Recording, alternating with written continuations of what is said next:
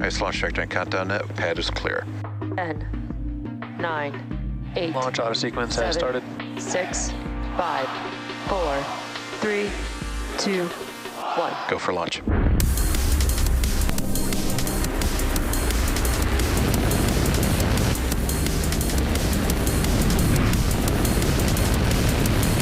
Vehicle is supersonic.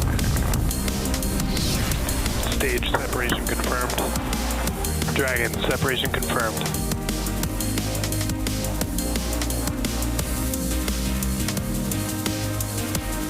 Stage 1 is transonic. Landing legs have deployed.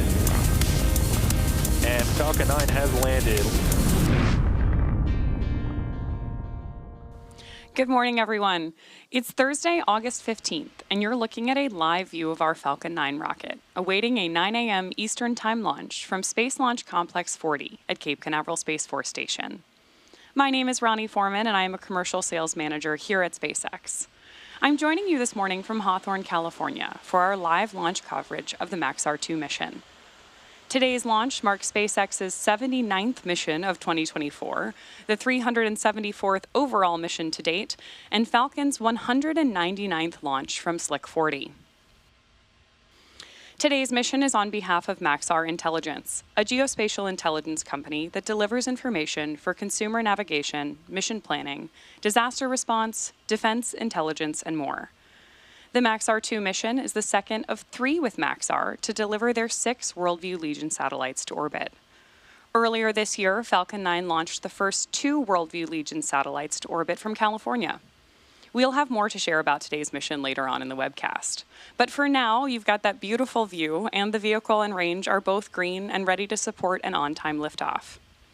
Of course, if needed, we do have a backup launch opportunity available tomorrow, August 16th, with a 3-hour launch window opening at 9 a.m. Eastern.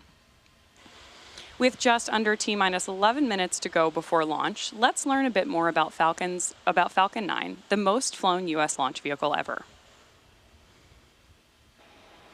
Falcon 9 is a 2-stage rocket that is designed and manufactured by SpaceX for the reliable and safe transport are on internal power of people and payloads to Earth orbit and beyond. It is also the first and currently the only orbital-class rocket capable of reflight, but we'll have more on that in a minute. The bottom 2/3 of the rocket is the first stage, also referred to as the booster. Not only is the first stage the largest part of the vehicle, but it's also the portion of the rocket that we attempt to land for future reuse. Reusability is a critical part of our goal of making life multiplanetary, and to that end, we're working toward qualifying our fleet of Falcon boosters and fairings to support 40 missions each.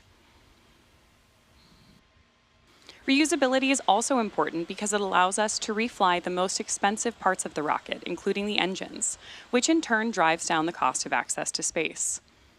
Falcon 9 is powered by 9 Merlin M1D engines, which accelerate the vehicle through the atmosphere and then later help the first stage make its way back to Earth. This will be the 16th flight for today's Falcon 9 first stage, which previously launched CRS-26, OneWeb Launch 16, Intelsat IS-40E, O3B mPOWER, Ovzon 3, Eutelsat 36D, Turksat 6A, and 8 Starlink missions. Today, our booster will be returning to Landing Zone 1 in Cape Canaveral, where it will be recovered and prepared for future flight. During re-entry, when the booster slows down from supersonic speeds, people in the immediate area may hear a brief double clap of thunder-like sound known as a sonic boom. Similar sonic booms were heard during the return and landing of NASA's Space Shuttle, and famously occur following a Falcon Heavy launch, when 2 boosters return at the same time to the launch site at the Cape. Sonic booms like these are unique to reusable vehicles returning from space and are one of the hallmarks of reusable systems like Falcon. While these have become well known to rocket enthusiasts at the Cape, they will soon be coming to Texas, where our Starship vehicle's Super Heavy booster will begin returning to the launch tower for rapid reuse. Now here's what some of those booster returns have looked and sounded like on previous missions. I know a lot of people will be excited when they hear the sonic boom. And these are going to provide quite a show because you're going to hear the sonic booms.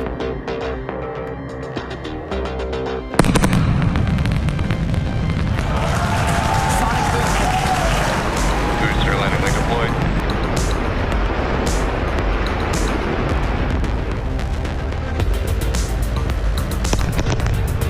sonic boom is great for us.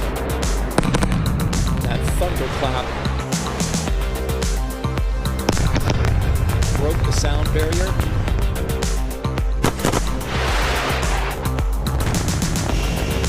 Side booster separation confirmed.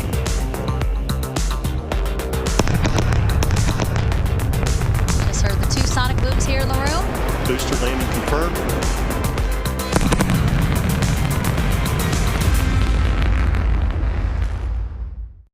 To date, we've landed Falcon 9 338 times, and we'll be listening again today for that sonic boom as the first stage returns to LZ-1.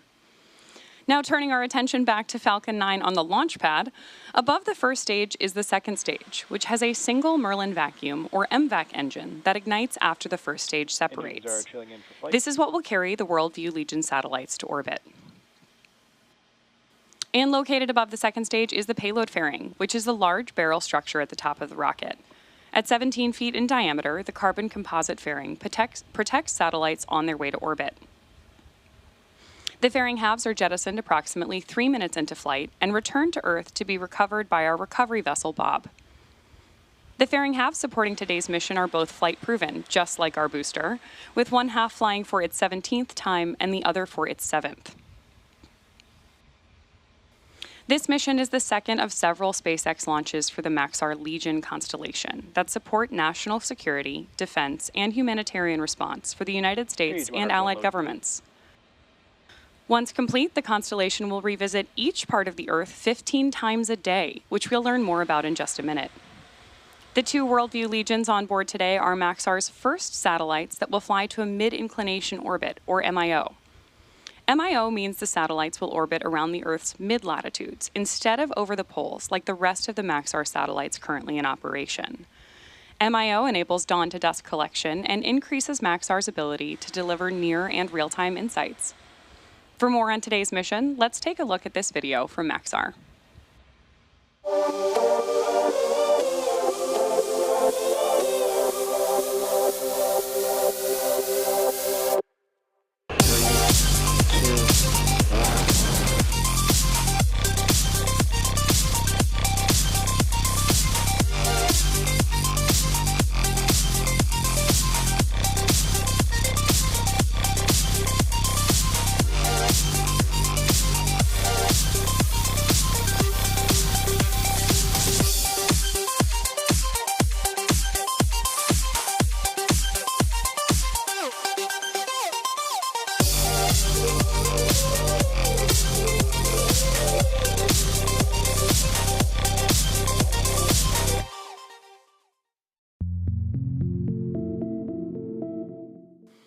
Gorgeous views of our rocket on the launch pad there. And at T-minus 4 minutes and 36 seconds, Falcon 9 is tracking no issues. And of course, the payloads are healthy. Falcon 9 has been loading propellant since T-minus 35. Strong back lower has started. There's confirmation that the strong back is preparing to retract away from Falcon 9. We are expecting fuel loading to finish up on the vehicle at around the T-minus 2 minute mark. And as you heard that call out from Mission Control just now, next up the transporter erector will retract away from Falcon. Right now you can see those clamp arms opening up around stage 2.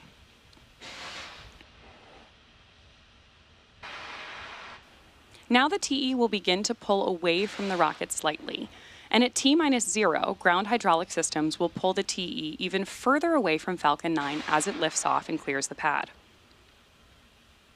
The first stage is connected to a launch mount at the base of the TE, but the structure is hinged so that it can do that retraction away from the vehicle in preparation for launch. You may also hear it referred to as the strongback by the launch team. We use the TE both to roll the rocket out to the pad and raise it to its vertical launch position. It's also used to route the vehicle's fluids, power, and telemetry umbilicals from the ground systems to the rocket and payload until Falcon 9 transitions to internal power and clears the pad. Now at this point in the countdown, both the first and second stages are nearly fully loaded with 1 million pounds of kerosene fuel and liquid oxygen.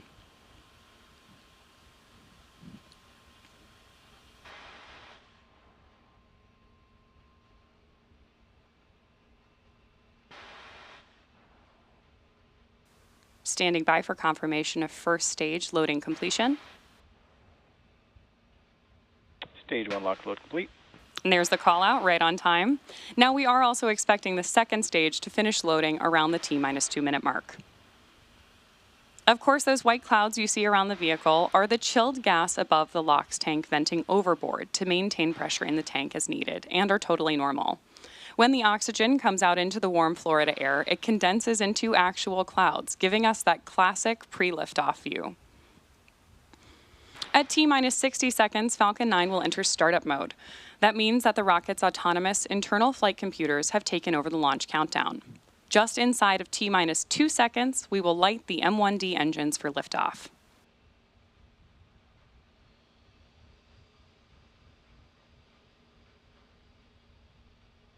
Stage 2 lock load complete. There's confirmation that Falcon 9 is fully loaded and stepping into the final minutes of terminal count.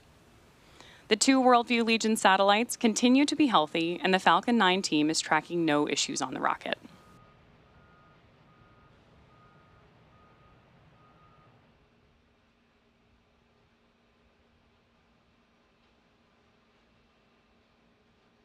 Gas launch closeouts has started.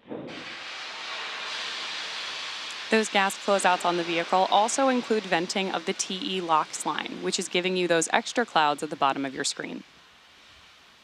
Great views of the rocket today. Looks like a beautiful day in Florida.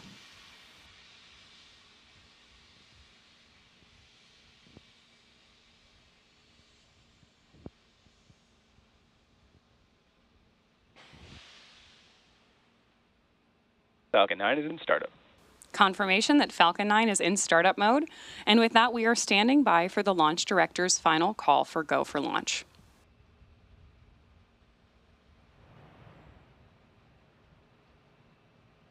LD, go for launch. There you heard the LD give that final go. So with just about T-minus 37 seconds to go, all systems are go for the launch of Falcon 9 and the WorldView Legion satellites. T-minus 30 seconds.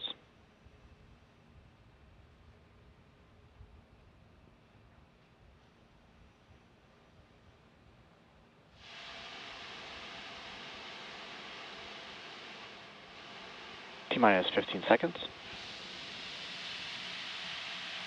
T-minus 10, 9, 8, 7, 6, 5, 4, 3, 2, 1, ignition. And liftoff Falcon 9, go WorldView Legion.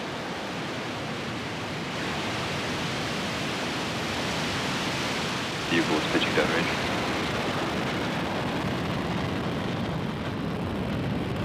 MOD team pressure nominal.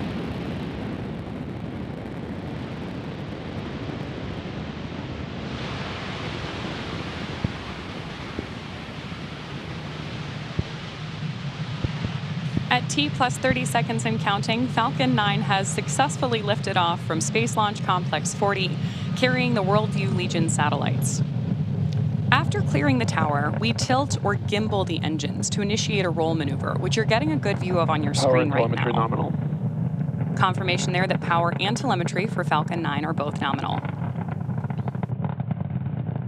That gimbaling maneuver that we're watching enables the vehicle's antennas to stay in the best position for communicating with the ground. And with that call out, we also know that Falcon 9 is now moving faster than the speed of sound. So right now, while the vehicle is still going up, it's also moving horizontally away from the launch pad. And there we heard the call out for max Q, which of course is the period of maximum aerodynamic pressure on the vehicle. Falcon 9 passes max Q once the air density lowers faster than the increasing speed of the vehicle. And back in flight chill. Now the rocket needs to go about 17,500 miles per hour horizontally in order to avoid being pulled back down to Earth and reach orbit. So you can of course keep an eye on that stage 1 telemetry at the bottom left-hand corner of your screen and watch for these speed changes throughout ascent. Now we have 5 events coming up in quick succession here, starting with MECO, then stage separation, stage 1 flip, SES-1, and first stage boost back burn. MECO will see us shut down all 9 M1D engines on the first stage. Stage separation is when the first and second stages of Falcon separate from one another. And second engine start 1, or SES1, is when we will light the MVAC engine on the second stage for the first time. MECO. Stage separation confirmed.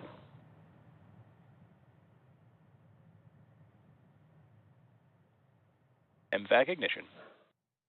Stage 1 boost back startup. There you heard and are getting great views of those events ongoing. Again, these were MECO, stage separation, stage 1 flip, SES1 with that great view of MVAC on the right-hand side of your screen, and confirmation of first stage boost back burn begin. Next up, we are standing by for fairing separation.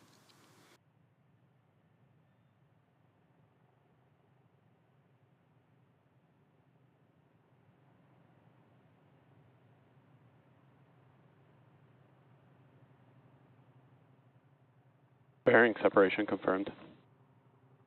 There's confirmation from Mission Control that the fairing halves have jettisoned away from the payload. We will be attempting to retrieve these fairing halves again today once they fall back to Earth with our recovery vessel Bob, which is currently stationed in the Atlantic Ocean. Stage 1 boost back shutdown. And confirmation that the boost back burn on stage 1 has shut down.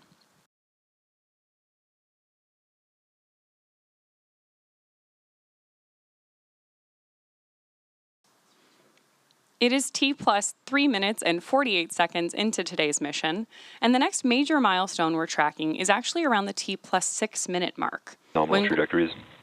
Confirmation there that both vehicles are following nominal trajectories. And as always, you can keep an eye on both stage 1 and stage 2 telemetry in the bottom of your screen.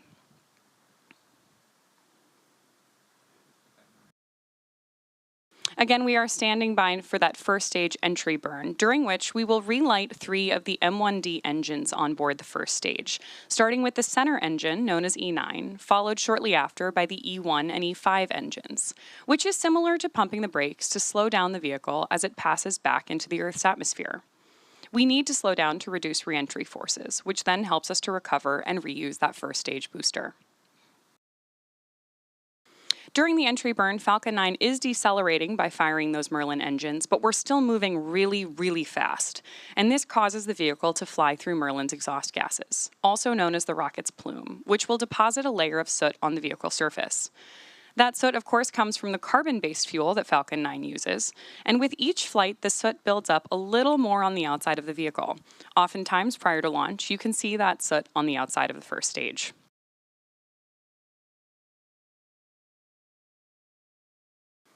If you are just joining us, we are a little bit more than 5 minutes into today's launch of the WorldView Legion spacecraft. On the right-hand side of your screen, you have a great view of our MVAC engine on its way to orbit. And on the left-hand side, we've got great views as well.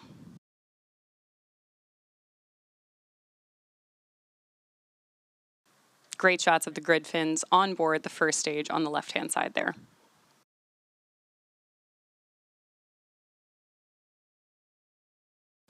In just about 20 seconds, we should hear the call out for that entry burn begin. Reusability is, of course, the key to lowering the cost of spacecraft, which enables more investments in critical scientific research. The Falcon 9 first stage supporting today's mission is about to perform this entry burn for the 16th time.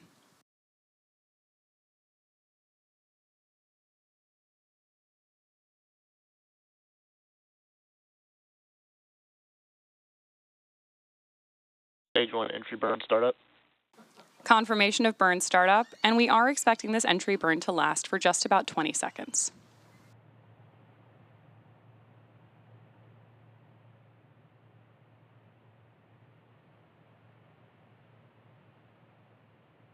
Stage 1 entry burn shutdown. Confirmation of entry burn shutdown. Saved. The Merlins on the first stage are optimized for sea level. These achieve about 190,000 pounds of thrust, both during ascent and descent. At liftoff, Falcon 9's first stage has thrust greater than 5 747 airplanes at full power. The MVAC engine on the right-hand side of your screen has a much wider nozzle and is optimized to 220,000 pounds of thrust in vacuum. Coming up next, we are waiting for the landing burn of the first stage. Then we'll shut Stage down one, our MVAC transonic. engine on the second stage.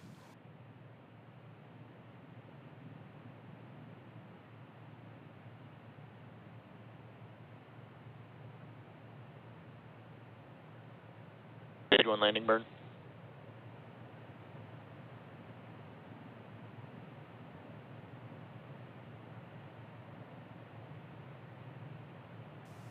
Incredible views of that landing burn for the Falcon 9 booster on your screen right now. And there was that sonic boom.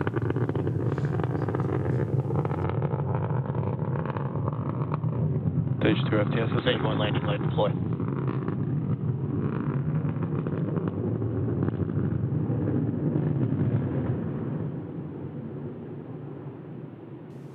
That was the 16th Stage 1 landing launch confirmed. and landing for this first stage. You just heard that confirmation from Mission Control. That landing marks SpaceX's 339th recovery of an Orbital-class rocket, including first-stage landings for Falcon 9 and Falcon Heavy.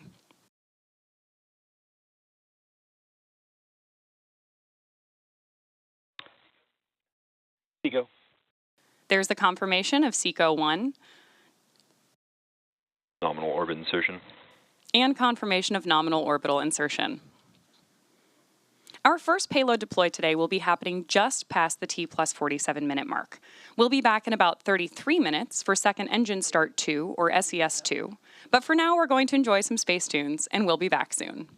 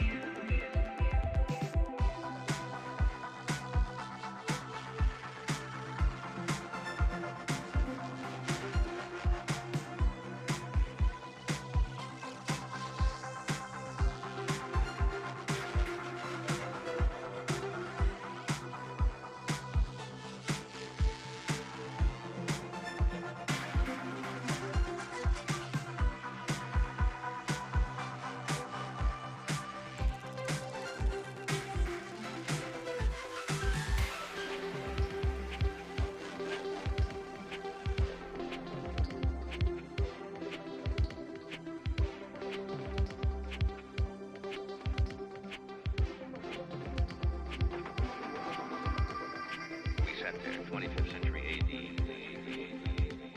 We sat there and looked at the rockets from Mars, and you just boggled the mind. And the technology caught up, didn't it?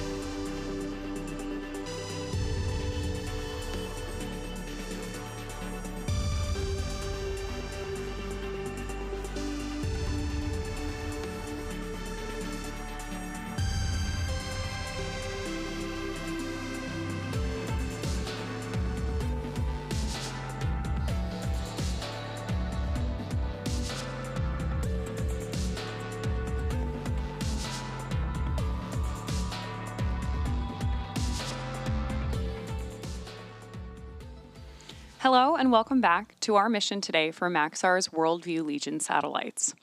We are coming up on our second ignition of the MVAC engine, which we'll hear called out over the nets as SES2, which stands for Second Engine Start 2. We're expecting this burn to be pretty quick, lasting just 4 seconds.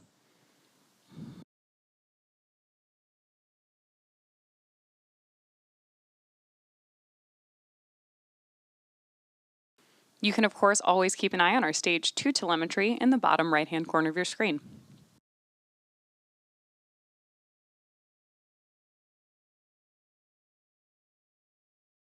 MVAC ignition. And shutdown. There's confirmation of MVAC SES2 and SECO2, so with that, we'll be back in about 2 minutes, just in time to catch that first payload deployment today. Nominal orbit insertion.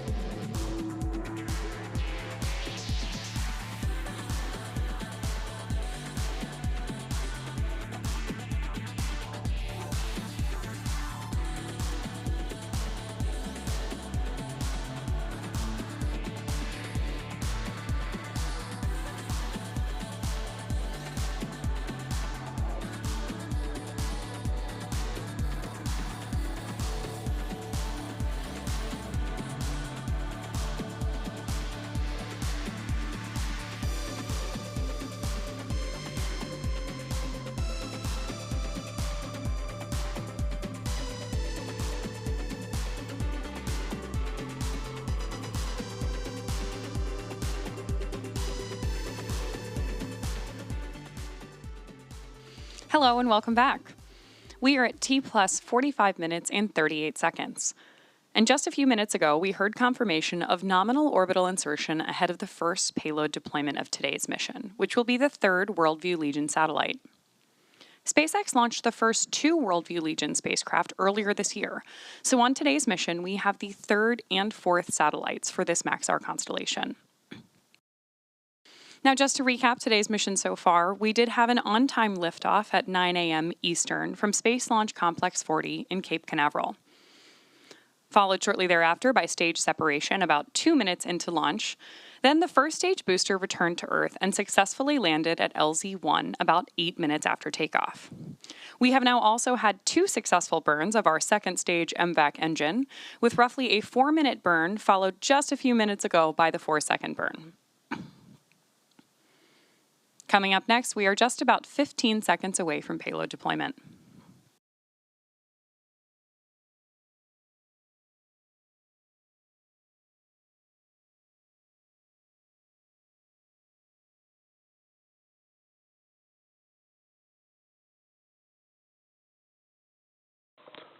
Maxar's 3rd WorldView Legion satellite deployed.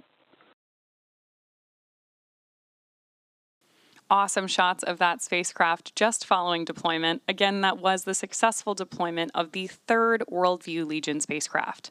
We'll be back in about 19 minutes, or at the T plus 1 hour and 7 minute mark for the SES-3, the 3rd of 4 total second stage burns on today's mission. We'll see you soon.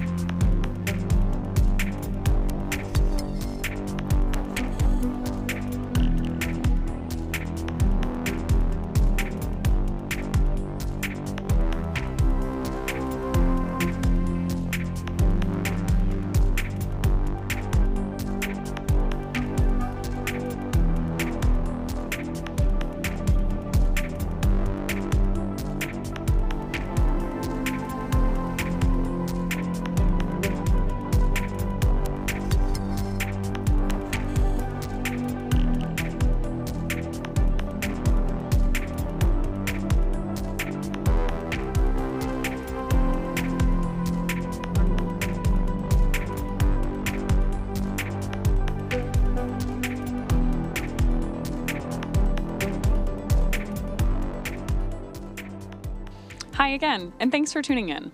We're coming up on our third ignition of the MVAC engine. We're standing by to hear this called out over the nets as SES-3. This will be another quick burn lasting just about 7 seconds.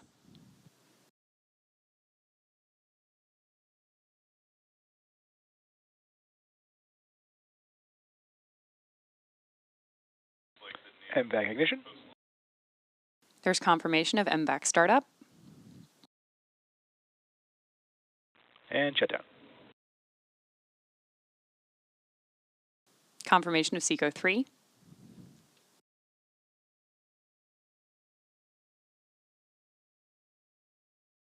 Nominal park orbit. And there's confirmation that we have good orbital insertion. With that, we'll be back in about 34 minutes for SES-4, our last burn ahead of the final payload deployment today, which we are expecting to be just after T plus 1 hour and 49 minutes. We'll see you soon.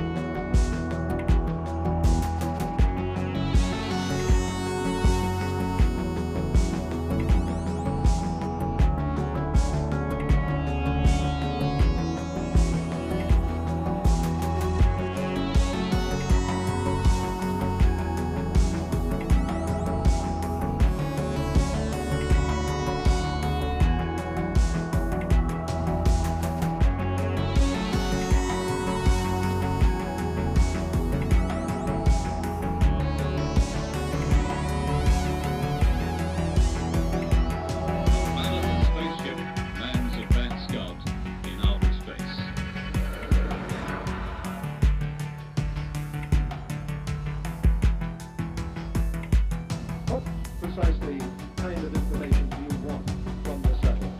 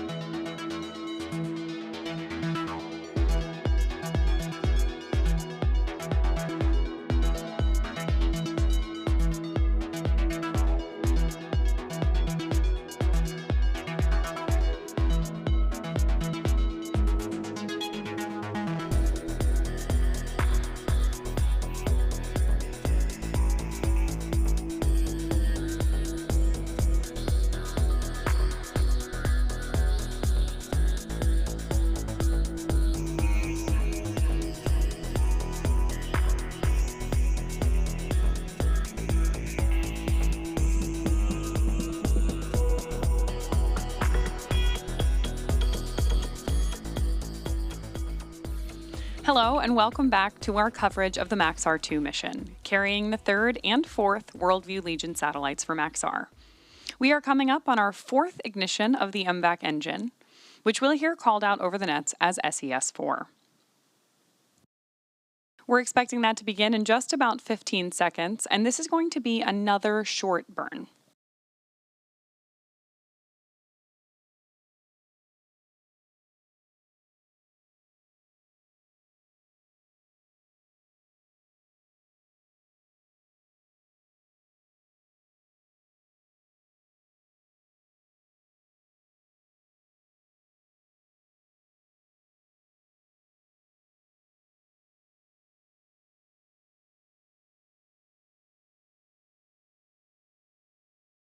There we had great views on your screen of SES-4 and SECO-4, and there we hear confirmation as well. Nominal orbit insertion.